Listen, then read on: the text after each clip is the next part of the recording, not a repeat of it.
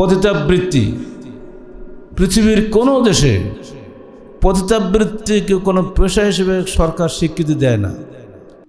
এমনি অ্যালাউ করে কোনো কোনো দেশে, আর্মিদের মধ্যে করা হয়, কিন্তু এটা যে কোনো ভদ্র পেশা, বৈধ পেশা এ বলে পৃথিবীর কোনো দেশে স্বীকৃত নয়, এমনকি আমেরিকা রাশিয়াতেও নয়, যারা সবচেয়ে বাজে দেশ। এটা কোনো বৈধ পেশা না, অথচ এইটাকে বাংলাদেশে বৈধ পেশা রূপে স্বীকৃতি দিতে হবে দাবি করেছে। এতে কি এর কি মানুষ না গরু না ছাগল, আল্লাহ ভালো জানে। নারায়ণগঞ্জে একটা পতিতা পল্লী ছিল, ধন্যবাদ দিতে হয় আমাদের ওখানকার যারা এমপি ছিল, এক রাত্রে সব ভেঙে চুরে গুঁড়া করে সব আগুন দিয়ে শেষ করে দিয়েছে। কারণ তারা কোথায় ঘুরে বেড়াচ্ছে যাবার গিয়ে। এখন একটা আছে গোয়ালন্দ ঘাটের ওখানে, ওইটা নিয়ে কেউ হইচই করতেছে, সেখানে প্রায় মারামারি খবর শুনতে পাই আমরা।